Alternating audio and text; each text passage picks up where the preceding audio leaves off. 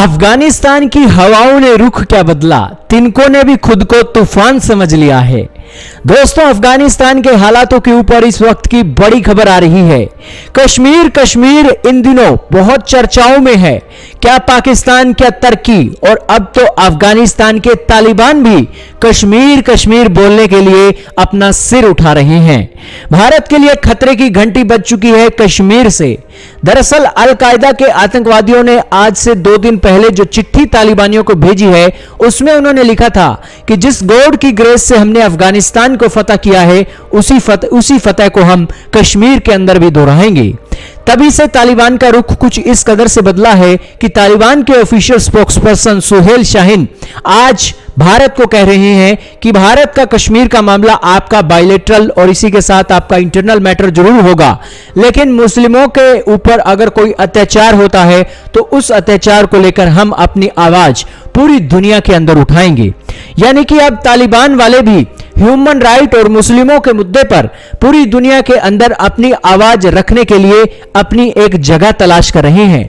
जरूर सबसे पहले तो इन्हें अफगानिस्तान की महिलाओं की ह्यूमन राइट के ऊपर ध्यान देना चाहिए, और अगर वहां से इन्हें हरी झंडी मिल जाती है तो जरा इनके पड़ोस में जो शिनजियांग के अंदर उइगर मुसलमानों के ऊपर अत्याचार हो रहे हैं और जहां पर ये बैठकर तशरीफ को टिकाकर अपने भगवान को याद करते हैं, वहां पर जहां पर टॉयलेट बना दिए गए हैं, उधर के मुसलमानों के भी ह्यूमन राइट अगर ये याद कर लें तो इनके लिए बहुत अच्छा हो जाएगा। दुनिया को और कितने सबूत चाहिए कि तालिबान वाले आज पाकिस्तान की आईएसआई की उंगलियों पर नाच रहे हैं।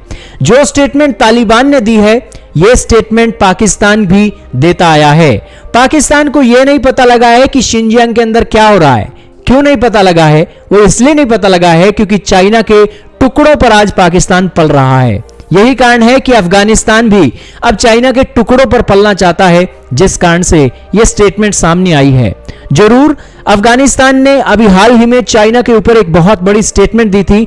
उन्होंने कहा था, यही सुहेल शाहीन थे, इन्होंने कहा था कि हम वन बेल्ट वन रोड के इनिशिएटिव के चलते चाइना के डॉलर की इन्वेस्टमेंट अपने देश में चाहते हैं और one belt one road initiative को अफगानिस्तान भी ज्वाइन करना चाहता है। यानी कि बातें क्लियर हो गई हैं कि चाइना के मामले को लेकर कोई भी आवाज मुसलमानों की नहीं आएगी। आवाज आएगी तो इजराइल के मामले की आएगी और फिर कश्मीर के मामले की आएगी।